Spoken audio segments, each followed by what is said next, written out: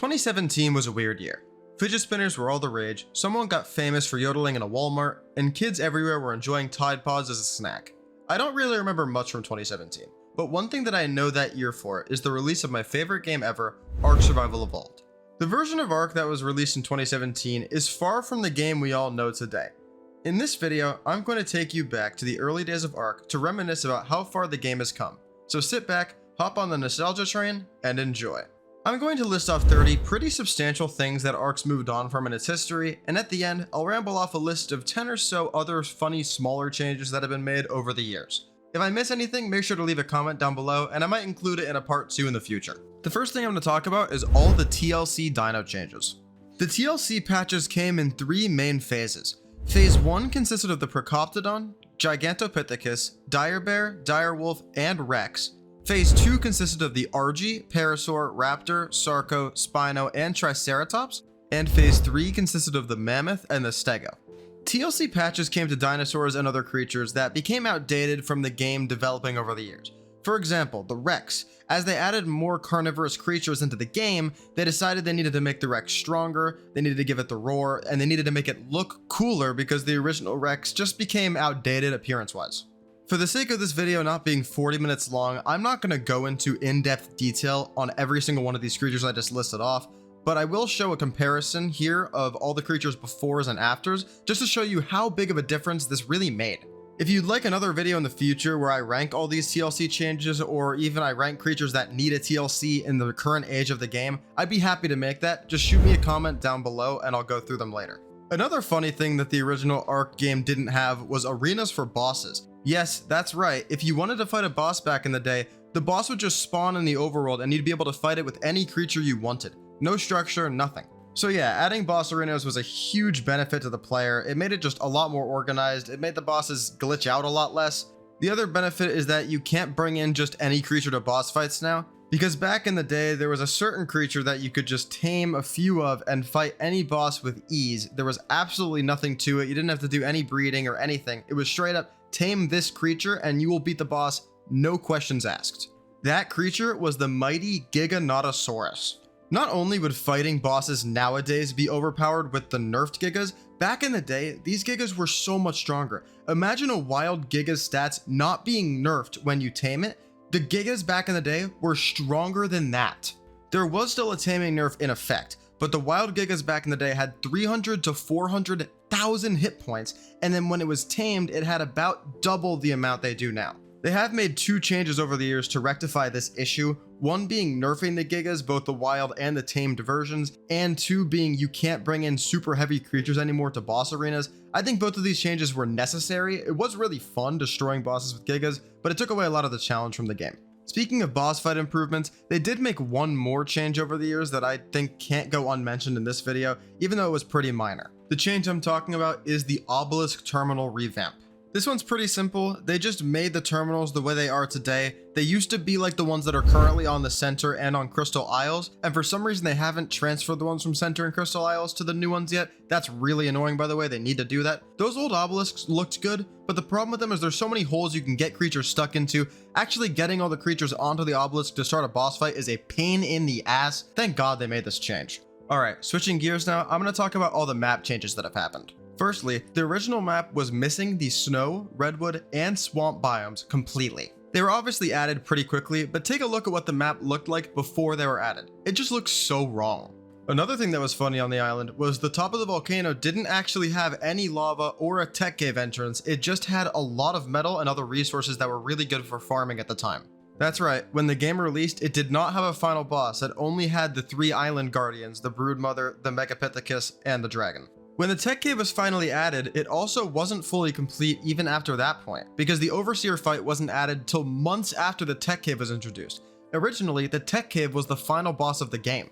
Honestly, if you're going through it the way the game intended, the tech cave is still harder than the Overseer fight anyway. Another major map change that happened was to Ragnarok after its release, because originally Ragnarok didn't have any of the desert and the map was completely cut off, and the only thing you could see on the border was the beginning of the desert. People speculated a lot of things, like they were going to add certain mechanics to the desert. I think they were talking about tornadoes or something. I don't really remember exactly what it was, but there was a lot of rumors going around. They never ended up adding any of those new game mechanics, but it was good they added the desert in anyway. It just makes the map look a lot more complete, and the red drops are a really nice touch. One final thing I want to mention about maps is that during the first Winter Wonderland event, it covered the entire map in snow. This had some pretty funny game repercussions too. There was mammoths spawning in South Zone 2. Admittedly, it was a lot more chaotic, but I just found a lot more fun in going around the snowy map than there being Christmas drops coming overhead and a gotcha wearing a hat. Speaking of the sky, one more change they made is in the sky during the nighttime, there used to be pretty much nothing there. It used to be pretty much just pitch black with a couple of speckles for stars. Now there's an entire galaxy overhead. I'm not really sure what you call it, but it looks great. Another change with things in the sky was how they coded the Quetzal to work when the game originally released. Back in the day, if you were taming a Quetzal, everybody had the same advice. Be ready to fly to the coordinates 50-50. I'm not sure why they decided to do this in the game code, but it definitely made taming Quetzals a little bit more bearable, especially at a time when chain nets and harpoon nets weren't really a thing. It makes it just a little bit easier. It was very difficult back in the day to actually tame these things. They were quite a pain in the ass. One other thing that was a pain in the ass back in the day was building.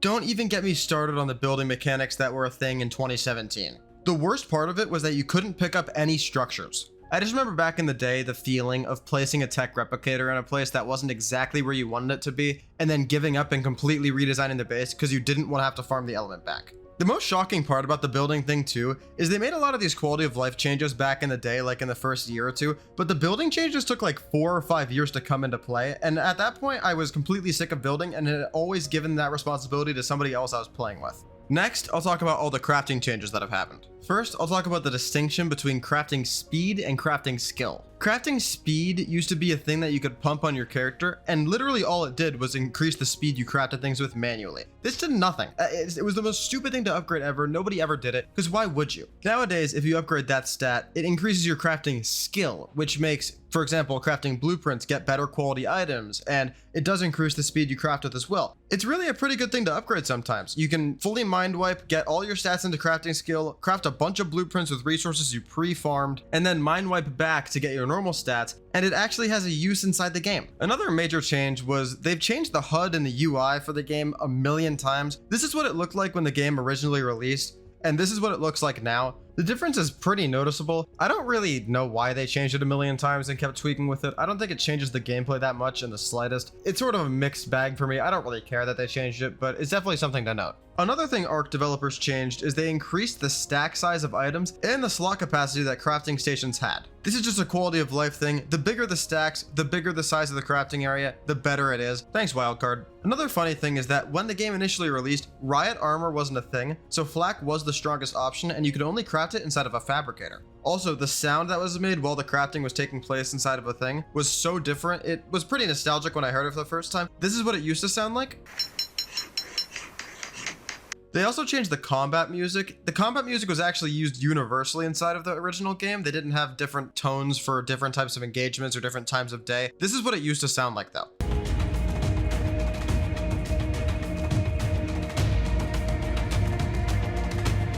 Alright, now is probably the right time, just continuity-wise, for me to mention the biggest change Ark has ever made. This change was the addition of Cryopods. Cryopods changed Ark forever. They made such a positive impact on the game that when Ark Ascended came out, they had to bring Cryopods back significantly earlier in the timeline than the Extinction release because players just wouldn't play the game if they didn't have this quality of life feature. Back when Extinction released and Cryopods came out, I knew players who exclusively bought the map just to go over and unlock the engram for Cryopods. That's how important they are. Here are a few problems that Cryopods solved for players that played before they came out. 1. Fitting creatures into a base was almost impossible for alpha tribes unless you had a huge area. It really limited the amount of places you could actually build in because you needed to have creatures out at all times for every single line you were breeding. It was almost impossible to transport certain creatures inside of areas. Here's an example. If you're in a cave, how are you ever going to keep water creatures for half the caves in the game that don't have underwater areas? You literally can't. You have to keep them in cryopods, or you have to make a separate base entirely just to have an underwater area. 2. For smaller tribes, you couldn't hide away in rat holes if you wanted to keep creatures. You literally couldn't build creature lines because there just wasn't room. These rat holes are too small to have anything that's of relevance to the PvP side of the game. 3. For any player that plays the game, it's extremely laggy to have 300 creatures out at once, all breeding, all wandering around. 4. Transporting creatures was almost impossible. Imagine living on a plateau. How the hell are you going to get a Rex up there? You just aren't. Very few players have the patience to build an entire ramp just to get a creature up a mountain. I could go on and on. I'm not going to bore you. You guys understand. I'm sure you can imagine it if you weren't playing at the time, or if you did play at the time, you probably have some PTSD looking back. But yeah, Cryopods are the best addition Ark's ever made. Moving on. Let's get into the changes that affected breeding, taming, and cooking. First of all, when you were breeding creatures back in the day, you couldn't just enable mating in the wheel. You had to enable wandering and let them walk around, and if they walked too far away from each other in that time period, the mating would reset to 0%, which was a complete pain in the ass, because there was no way to keep them stationary. You'd have to make an entire box around them just for the breeding pen alone. In regards to food, there were 2 major changes that were made. The first is that rare mushrooms didn't used to give you a blindness debuff, so they were the best food source in the game. It was quite the jump scare when I came back on after they nerfed the rare mushrooms and ate it like normal, and I just became blind immediately. I freaked out. I thought I got knocked out or something for a second. I still really wish they brought these things back. They were really convenient to be OP because they were so abundant all the time. Oh well.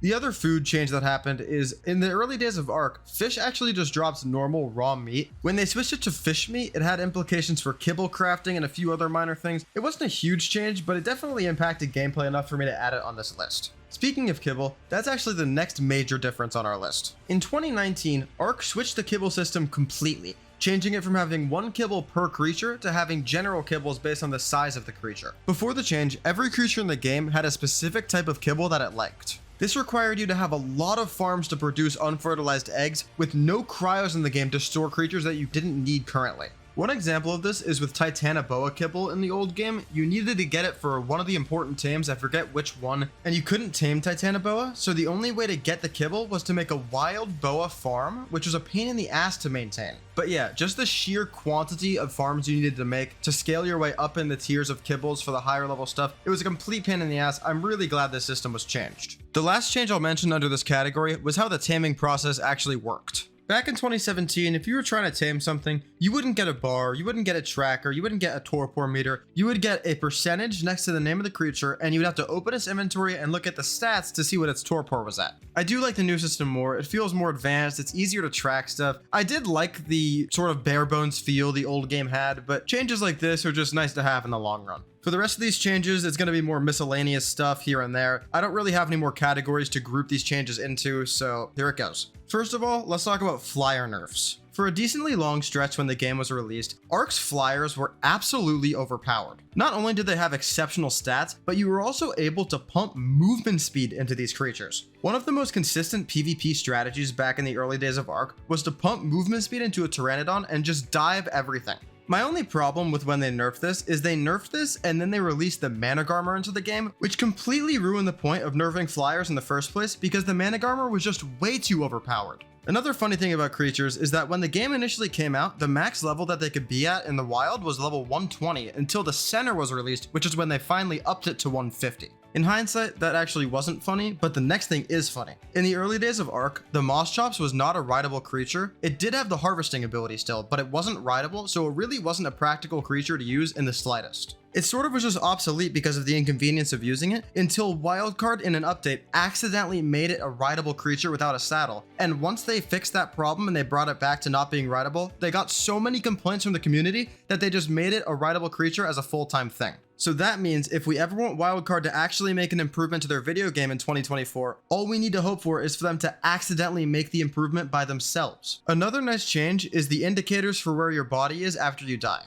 When the game first came out, it was nearly impossible to find where you died because there was no beacon and no death marker. The only thing that spawned was your dead body with the body bag. This made it nearly impossible to find your stuff after you died back in the day when the game was harder than it is today. Now that I think about it, a lot of these changes just made the game a little less hardcore and a bit more appealing to the general public, which I don't necessarily think is a bad thing. One more funny change they made is that at the start of the game, there weren't Explorer notes for you to get the dossier entries, it just came from you killing or taming something for the first time. I actually don't really like this change. I think it was cooler when you found something for the first time and then killed it or tamed it and you got the dossier pop-up. I do like the Explorer notes as a way to progress the story and to boost your XP, but I don't think the Explorer notes are really the thing that should be giving you the dossier entries. I think this is a better system before. The second to last change I'm going to talk about is the Ice Wyvern changes. The Ice Wyvern actually used to look exactly like the Lightning Wyvern reskinned. It's kind of funny to look back on in retrospect, but yeah, I definitely prefer it how it looks now with the spikes and the unique appearance. Good change. And last but not least, when you started creating a character back in the day, it didn't give you the automatic name of human. It used to randomize between the names Joe and Bob, and I just think this is hilarious. I had to put it in the top 30. I really wish they put this back. This is way funnier than just saying human. Well, those are the 30 changes that I thought were the most interesting from when the game initially released to now. I'm going to mention a few other things now, just in a rambly format, just other funny things I noticed. Here we go. The Phoenix wasn't in the game on Scorched Earth's release. The obelisk colors weren't where they are currently. They were all rotated around. They used to have abbreviations for dinosaur names in the game, but they eventually removed them. For example, they used to call it a trike, now they call it a triceratops. They used to call it a bronto, now they call it a brontosaurus. The vaults used to be enormous, and now they're much more normally sized. When you were upgrading your character back in the day, it didn't tell you how many levels you had to upgrade, so you just clicked the buttons for upgrading stats until you ran out. You didn't know how many you had total. The map, the island, used to be called the Ark for quite a long time. I think there was 4 maps in the game before they changed that. Wild creatures used to have a purple word over their name saying mate boosted if they were mate boosted instead of the purple heart. When riding a pteranodon, it was super zoomed in compared to how it is now. Your peripheral vision was almost 0. It was really weird, actually. They changed how the dummies look. They used to look like just a normal weird scarecrow dummy that you use in a firing range. Now they look like a person. The crates that artifacts were in inside of the caves looked like completely normal drops. And last but not least, the Ascendant tier was not a light blue color. It was actually red before to match the highest tier drop color, which is red in the overworld. I think this made more sense, honestly. I'm not sure why this was changed. Well, that's all I have for today. I hope you guys enjoyed going back through the game's history as much as I did. I had a pretty hard nostalgia trip throughout making this video, and I enjoyed making it quite a bit. I'm officially back from my break now and have a lot of videos planned. If you enjoyed this one and want to see more, make sure to subscribe so you don't miss my future content, and hit the like button if you want me to make more videos about the nostalgic parts of Ark in the future. This has been Jace, and I'll see you guys next time.